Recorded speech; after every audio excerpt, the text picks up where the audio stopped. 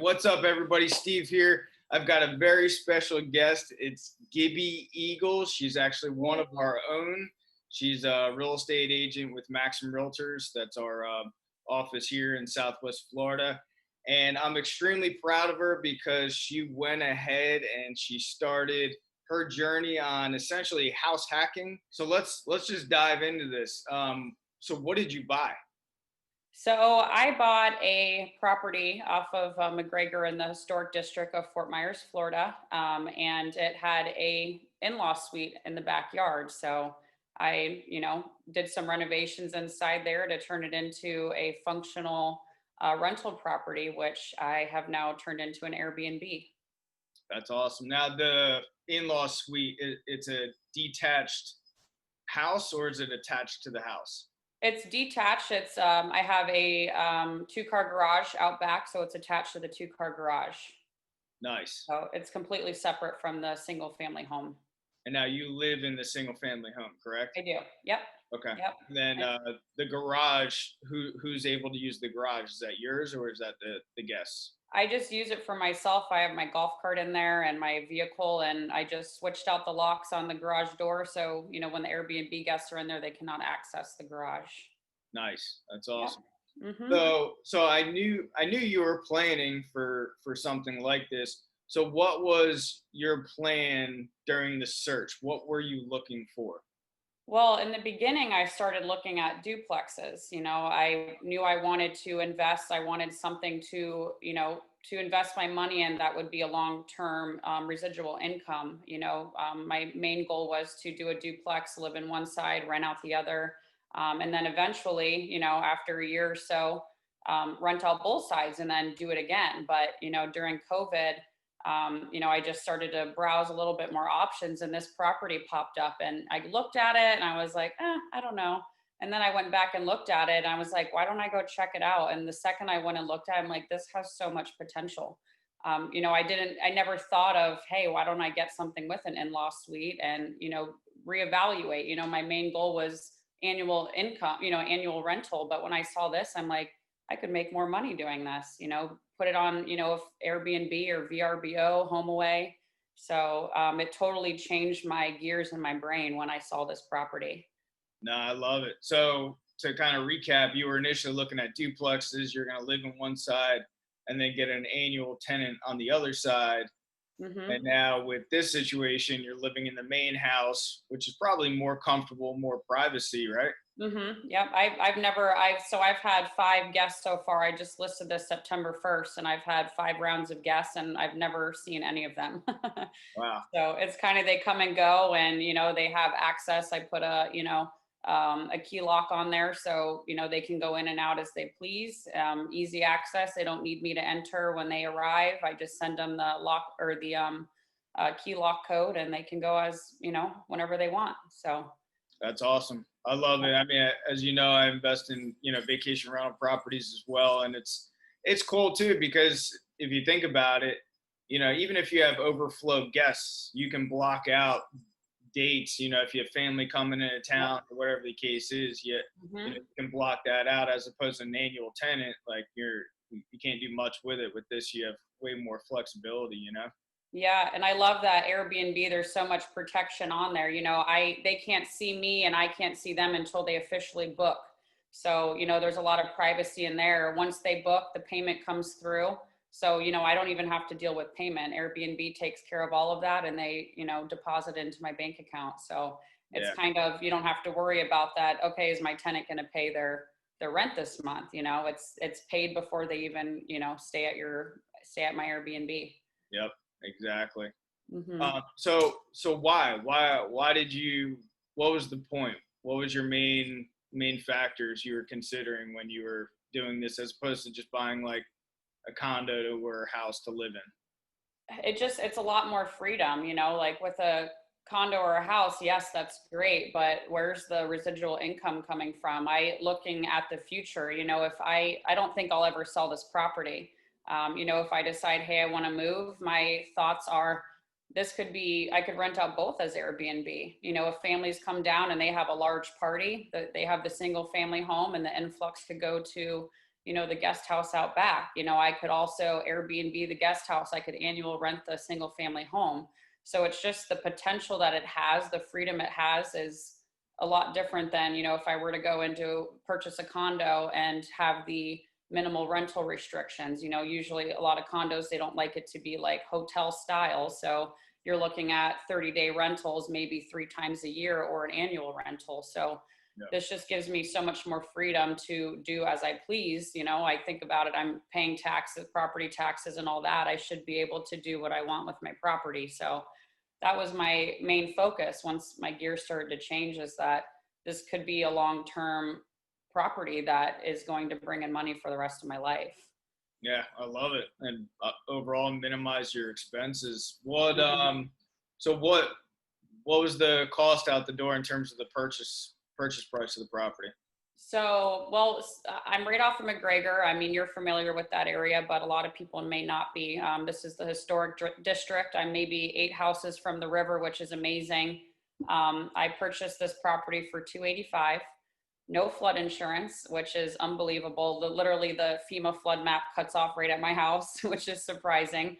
And then I got the seller to give me back $8,000 for the roof. So my guest house roof was replaced, and then my front flat roof was replaced as well after I purchased. So Nice. yeah, so I pretty much got it for around $278. So yeah, yeah. And to give you an idea too, the area that she's talking about is pretty close to the Edison Ford Estates, where they had their winter retreat. You're pretty much right down the street from there, correct? Yep, right down the street from there, about 4 or 5 miles from downtown Fort Myers, 20 miles to Sanibel and Fort Myers Beach. So really cool location. It's always been my dream to live in this area, so it's really cool that it happened this way. Yeah, that's awesome. It's a beautiful area. So diving into the numbers, I don't know how situated you are with the numbers, but let's start with this. What does it cost you out the door to hold this property, including everything: electric, mortgage, real estate taxes, insurance, everything?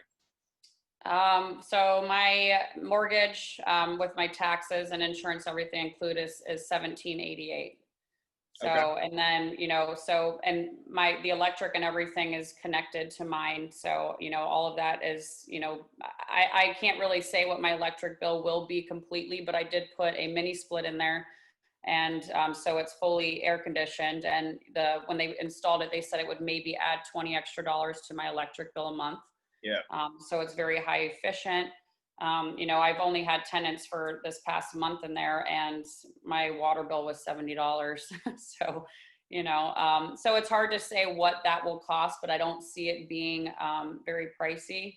I mean, the electric over there, I mean, the tenants, when people are in there, they're not there for a lot of time. They're out at the beach or with family and stuff. I hardly ever see cars in my driveway. So it's hard to say what the actual cost would be of that, but yeah, I'm paying $1,788 a month for my mortgage, and that includes my insurance and taxes and everything. So is it safe to say probably $2,100 out the door? Yeah. Yep. I think that's safe. So that's annual amount $25,200. Okay. Now, what about? All right. So you said you had 5 guests so far, correct? Mm-hmm.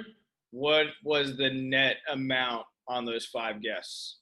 Well, for my first 3 guests, just to get people in the door and to get reviews, because that's the biggest thing with Airbnb is reviews, I gave 20 or 30% off for my first 3 guests. So putting it up September 1st, that didn't give a lot of people time to book, but within the last 30 days, I had over 1,500 views on my Airbnb, and I made $800 this month.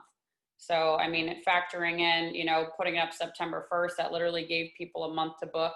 Not even, and giving 30% off. I made $800 this month. In the month of September. Month of September. Okay. Yeah. So that's basically all 5 guests in the month of September? Yes. Okay. Yeah. Now, what about future bookings? How does that look? Future bookings, November, I have 2 weeks booked out already, and that's for $1,100 for 2 weeks. Nice. Yeah. January 3rd through February 7th is booked, and that's $1,600. which our, So, our season, height of season is January, February, March, just to give mhm. viewers a heads up.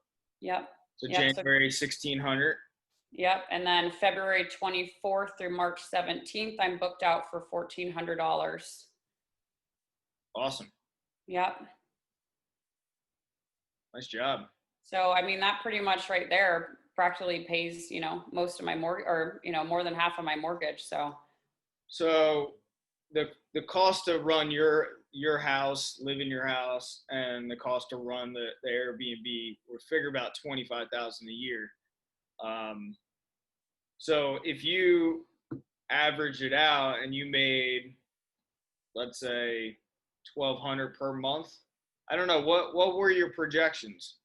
my projections is to make about $1,500 a month on it. 1,500, nice. Mhm. Okay, 1,500 times 12, that's 18,000. And if we deduct that from 25,000, that's a difference of $7,000 for you to live divided by 12. That's $583 a month. Like, where, assuming this all pans out and you're making $1,500 a month averaged out for an entire year, where could you possibly live for $583 a month, all included, electric, internet, cable, water, everything? Where? Nowhere. If you rent out a room with a friend and have 3 different roommates, maybe. Yeah. Yeah. You, No, you, it's amazing. and you got your main house that you live in. What's the size of that? 1,300 square feet. Is that a 2-2 or? Yes, it's a 2-2. So And then you I got, have my other room. It could be a room, but I turned it into a yoga room. So, nice. yeah. Namaste. Yeah. So, and then the Airbnb is just over 500 square feet, about 510 square feet. It's awesome. So roughly, it's going to cost you less than $600 a month to live. Yes. Amazing. And the best part about it too is I have it's a double whammy. I have all my business cards and real estate stuff in there too. So people vacationing, they come down, they're like, hey, we love this area. There you go. Yep. It's, possible clients that I could have for. You absolutely will get clients from it because, even with the properties we have out on the beach, we've already sold properties to people that have rented from us. Mm-hmm. So no doubt about it. That $600 a month is that's, what is that? Over $7,000. That's one real estate. If you close one real estate transaction a year from your guests, it costs you nothing to live. Yep. I love it. Yeah. And I could make more. The thing is like those people that are renting out for the month, like I have January 3rd through February 7th book, that's $1,600 a month or $1,600 for that month. But I give a discount too. If people book for a longer period, a month or more, I give 20% off. So technically I could make more, but my thought process is it's less turnover. I'm not having to go in every week and clean the sheets and do all that kind of stuff. I'll give them access to my laundry room, which is out on the patio, so it's, it's the turnover is less and I'm just kind of hanging out making money. So, yeah. And one cool thing about Airbnb, some of the stats that I looked at, searches for our area in Southwest Florida have increased 75% compared to this time last year. Wow. I mean, people are ready to vacation. I mean, with COVID and everything, they're looking for places to go and, just places to get out. And, a lot of people lost their vacation time last year for a season. So they want to get out of those shitty Democratic states. Yeah, I agree with that. So it's just it's a cool concept. It's something that a lot of people don't think about. My mom has an Airbnb out in Mount Lachey, and that's kind of where my thought process went. I'm like, why didn't I even consider this? But it's not so easy to find places, with that in-law suite. Yeah. So I really lucked out, but there are ways to turn homes into an Airbnb. If you have a room that you can put an exterior door on, to put a little efficiency. Like mine, I don't have a full kitchen. I put in a bar sink, so it has a sink in there. I put a conventional oven in there. I did a 2-burner hot plate stove that you plug in. It has a coffee pot, a teapot, a full-size refrigerator, everything that they would need for, cooking pots, pans, plates, bowls, cups, stuff like that, a full-size bathroom.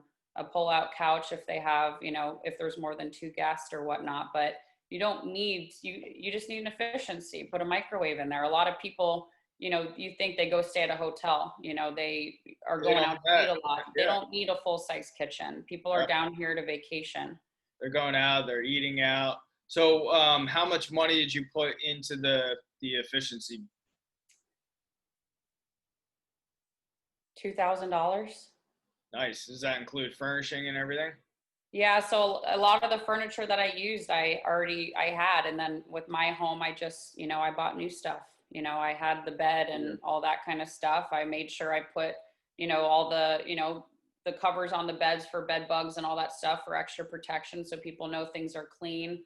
Maybe 2,000 is pushing it, maybe 2,500 with, pictures and all that kind of stuff. But I got a pull-out couch, a Serta queen pull-out for $900. I already had the queen bed. The mini split cost me $1,100. For me to put in that bar sink, it cost me $500. So the bathroom was already there, luckily. But so I would say maybe 2,500. That's probably more comfortable to say. But I already had a lot of the furniture, so. And 2,500 to get it rent ready and have that income start to drop in your bank account passively, essentially. Yeah. And I've already, with all my bookings, I've already made that back. Between what I've, $700 or $800 this past month, and then what I already have booked out for November, January, February, it's already paid back. Yep. And that's why I wanted to bring you on, because, on this channel, I'm all about, obviously, me pretty well, living frugally and living cheap and becoming financially free and financially independent. And, when you made this transaction, you purchased this property. I was so happy for you because I know where this is going to take you. When you're not spending, $1,000, $2,000 a month, every month out of your pocket going to the place that you live in, that money that'll stack up very quickly to go into other investments. And I'm excited to see where your next place is going to be and your next acquisition, because you're absolutely on the right path. With that said, what tips or tricks or anything in terms of buying as well as renting the property out would you want to convey to everybody?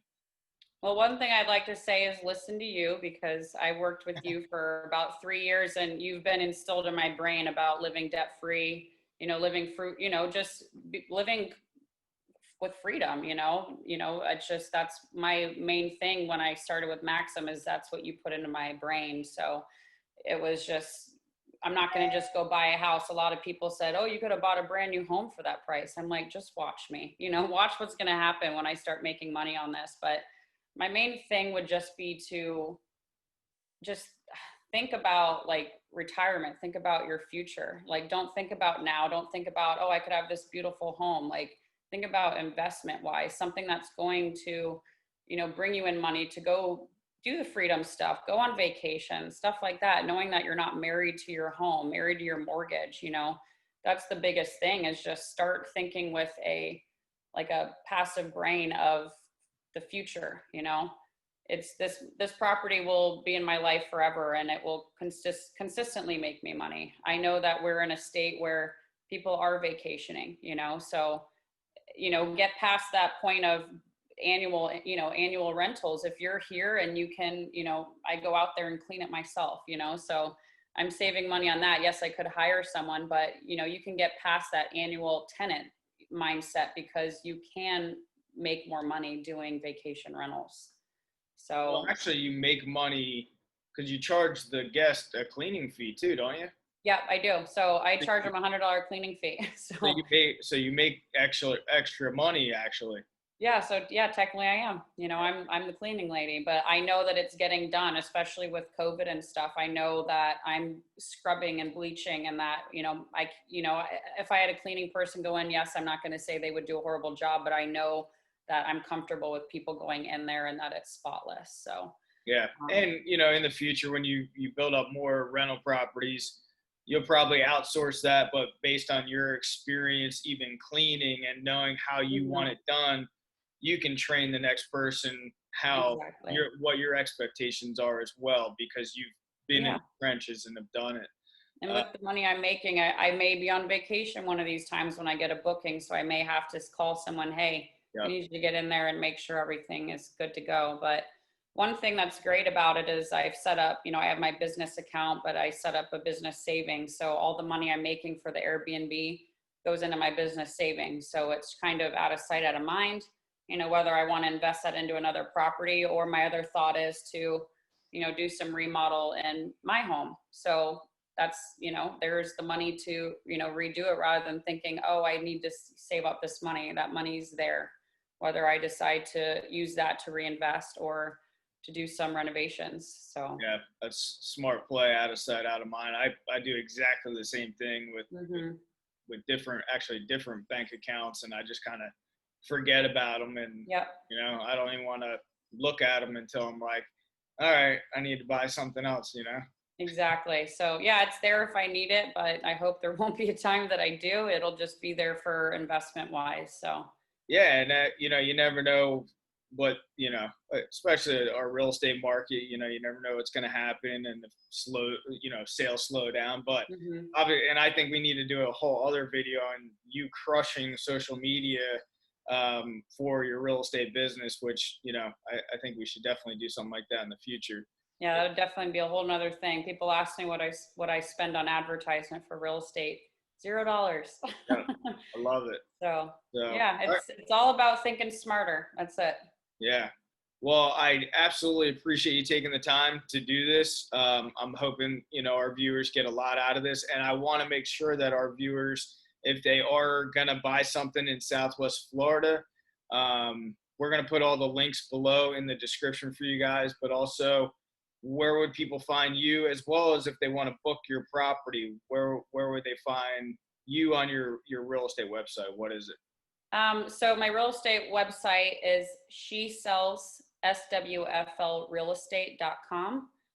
You can also find my Airbnb. It's on Airbnb, and it's the Eagle Nest. So my Eagle. last name's Eagle, so I put the Eagle Nest. I love it. I So love it. yeah. We'll put the links down below for you guys. Again, this is Gibby Eagle. She's a realtor in Southwest Florida. She will show you exactly what she has done with house hacking, and can make you guys a success as well. So feel free to reach out to her as well. Yep. Gibby, If I you have really appreciate your time. Yep. Any questions, I'd be happy to answer it. I'm all about helping other people, and you can find me on social media, Gibby Eagle. Pretty easy. There's not a lot of Gibby Eagles out there, if there are any others. So, but feel free to reach out. Happy to help. Awesome. And Thank listen to you. Steve. This is where I'm at because of this guy.